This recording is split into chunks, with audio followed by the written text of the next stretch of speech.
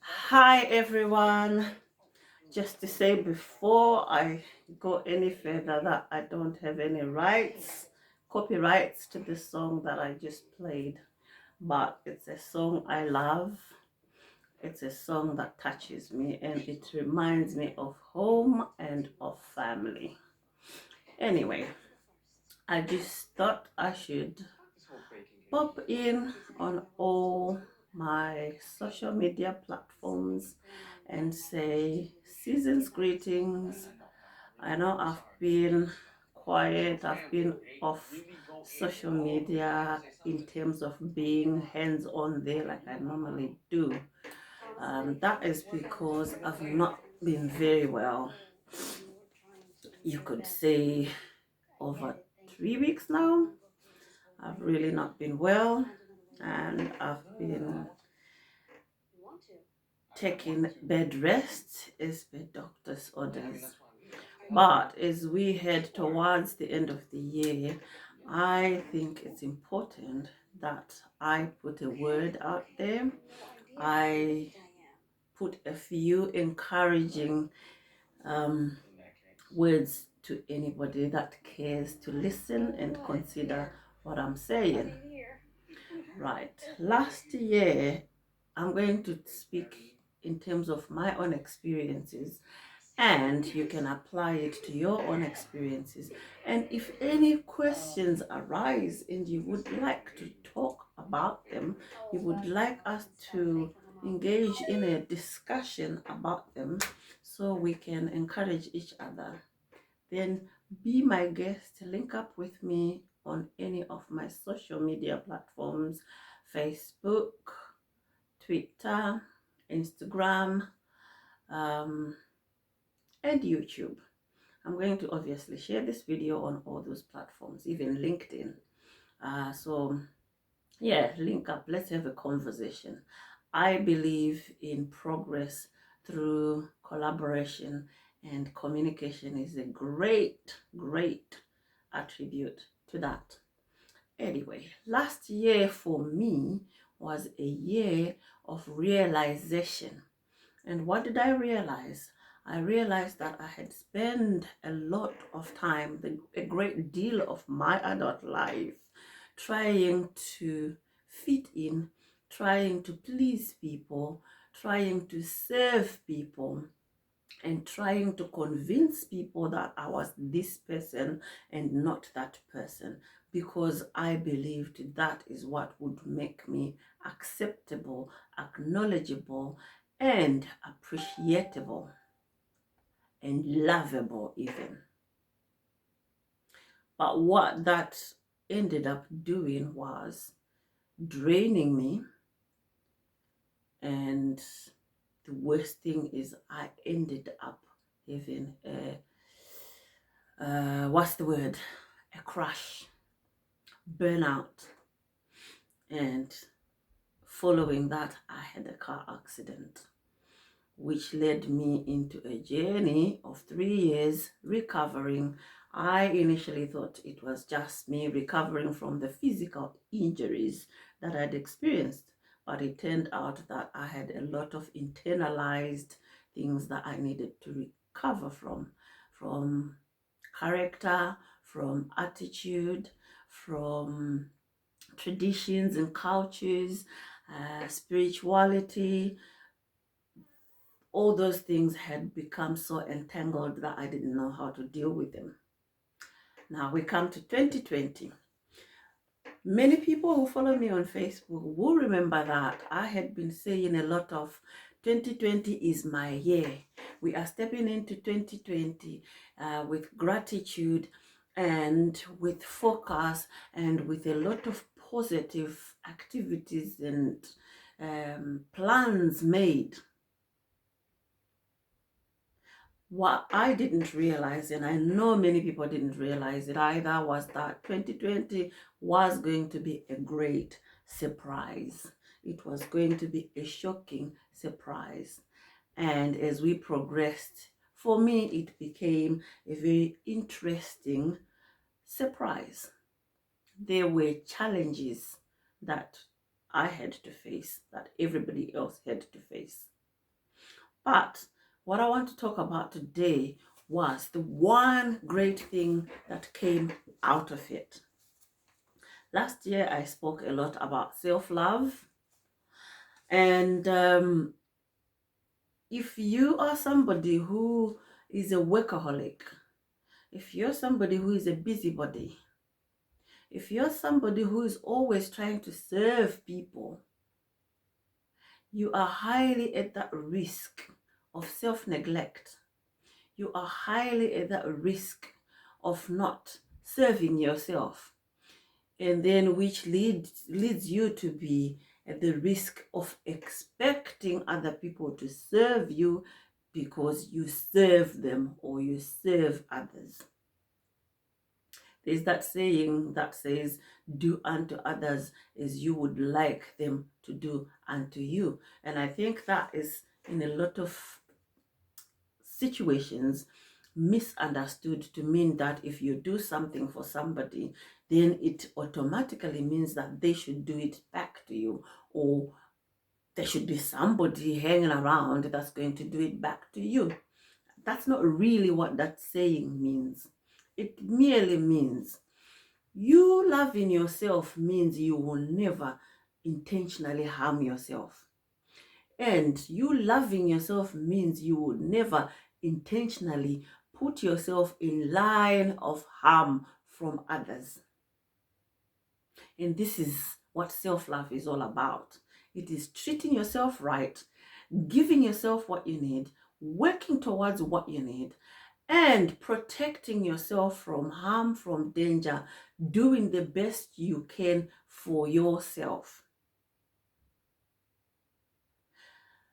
In many cases, when you do good for other people, it inspires them to bring out the goodness out of themselves. And then in many cases, you find that they will do good back to you, and or they will start to do good for other people, because you doing good for them brings out the goodness in them.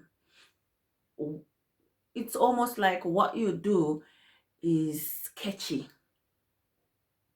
If it was a disease, we would say that it is communicable.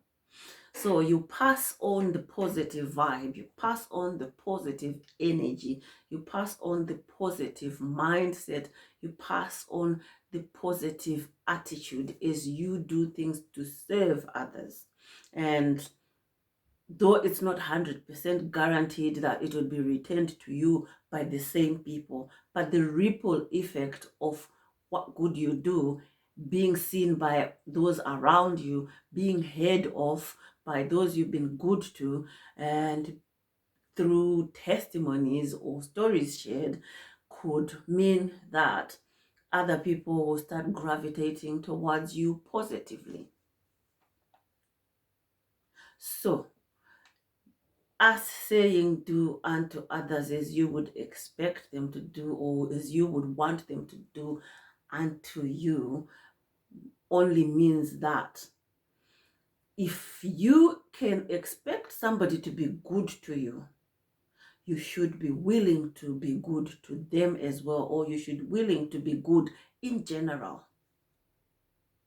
That is not a claim that be good back to me. But how it works is God, the one that leads, that orders our footsteps, if we allow him to, if we pay attention to him, will then synchronize the best person to serve you.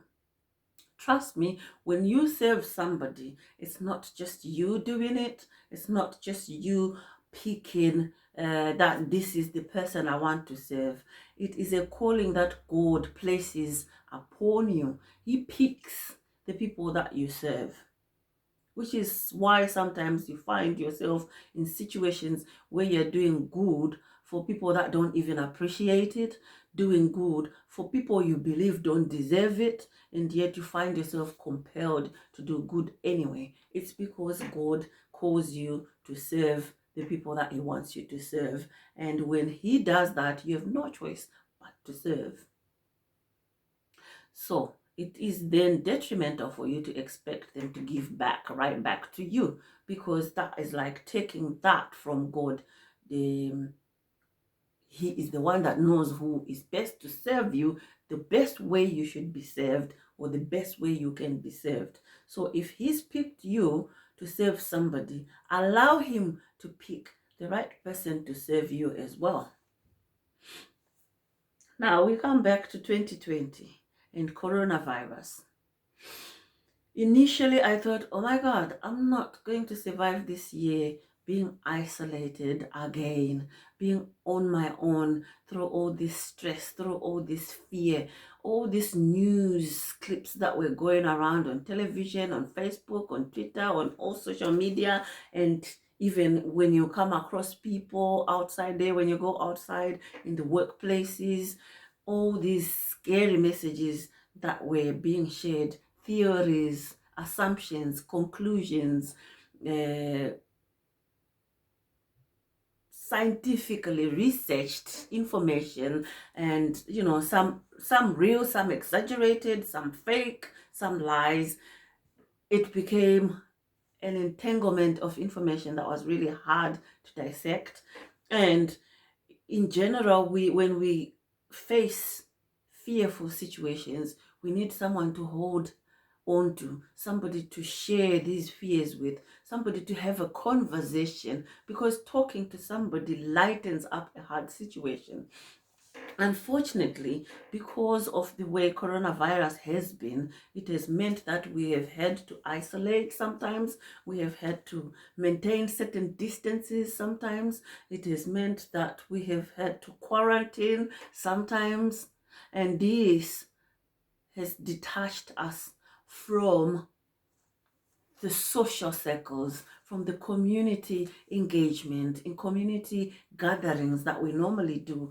For example, church, for example, birthday parties, weddings, anniversaries, educational groups, that's in colleges, universities, or other training institutions where we used to come together, or creative projects that we used to do together, or healing retreats that we used to do together. It has meant we couldn't do any of that.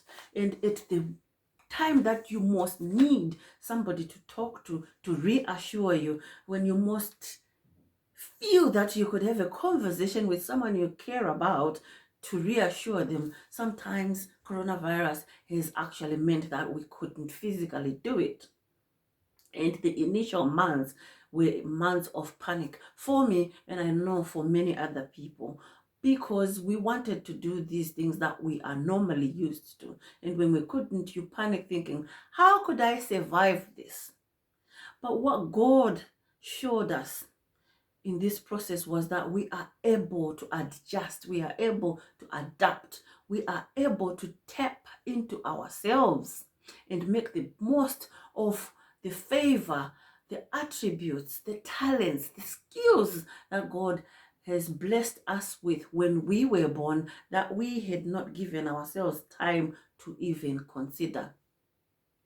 This I found quite interesting, because my confidence increased as I found different characteristics of strength in me. I became more in love with myself. I started to accept myself more, and I started to rely on myself more. And that's not to say I was now telling myself I don't need anybody else. No, I was actually saying to myself, all these attributes that are saving me now while I'm alone, while I'm on lockdown, while I'm keeping my distance, is a revelation of the same attributes that I can then pour out there to people when the time permits, when things get back to being settled. I don't want to say get back to normal, because normal is debatable. I know for certain things will never go back to the way they were before coronavirus. That is for certain. But then whatever they're going to turn out to be, it's going to be a new norm. And once we adapt to that, like we've adapted to taking care of ourselves while isolating, while on lockdown, while quarantining for those that have had to quarantine, or while recovering for those that have had to recover on their own, what we have learned is we have capabilities that we really take into consideration, that we really make use of. And what I'm saying is we can make use of it for ourselves, and we can make use of it for other people, and this world becomes a better place. As the year comes to an end, I want to encourage each and every one of you to take stock of all those attributes that you found about yourself and plan how you're going to make the best use of them for yourself, for your family, for your community, for the world at large. Because one other thing that I've learned through coronavirus is that God is saying we are one people, whatever your race, whatever your color, whatever your age, whatever your gender, whatever your physical ability, whatever your mental, psychological, spiritual capabilities. We are one because we have one Father, God. Your biological father was just somebody God picked to serve you. That's bringing you into the world. And coronavirus has taught us that. If anybody has not grasped that lesson, please, you need to sit back, reflect on all the things that have happened, all the things that have not happened, all the things that you have done or not done, and consider why you are still here, why you are still alive. Is it because you're that genius? Is it because you're that strong? Is it because you're that self-reliant that you are alive? Yes, we've been told there are ways of keeping ourselves safe from coronavirus: isolating, social distancing, quarantining, washing our hands regularly with soap, wearing masks, protective clothing, PPE, and, basically increasing self-care activities. And the message still brings us back to self-love. Washing your hands regularly is self-love. Putting on a mask when you go out there is self-love. Social distancing is self-love. Wearing PPE when you're serving other people is self-love. Eating right is self-love. Drinking right is self-love. All those things that if taking supplements to boost your immunity system, to boost your nutrient levels in your body, all that is self-love. But why is self-love important? When I've just said we are all one and we are created to live as one family, serving one another, collaboratively living, and basically receiving as we give. Why is self-love important then?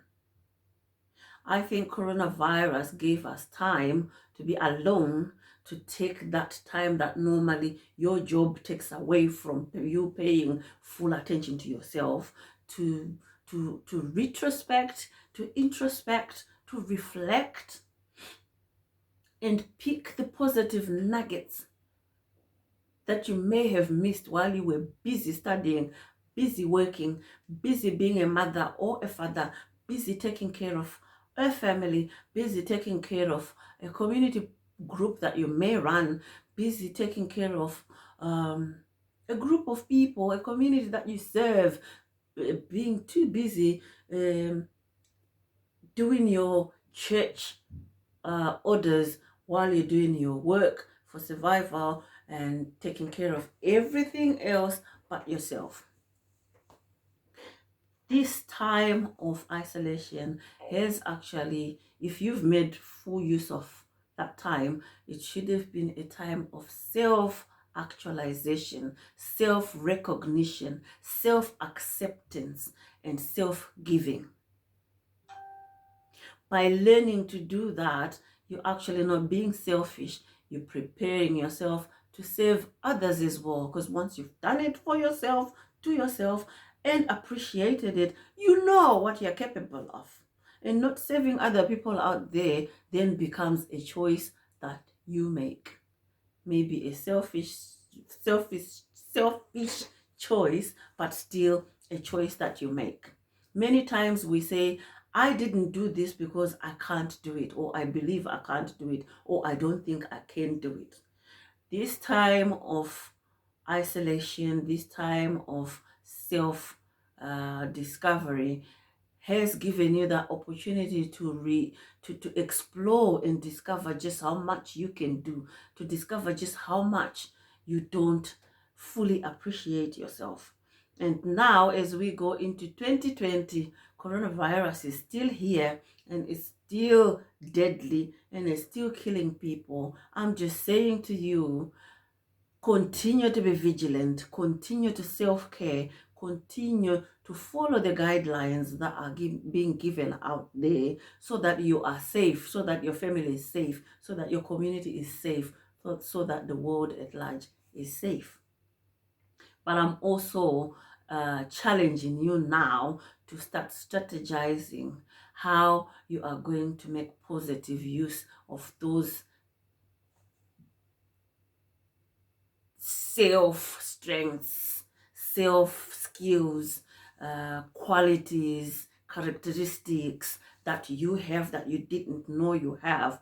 Start strategizing how you're going to pull them together to make them work best for you, how you're going to pull them together to make them work best for other people.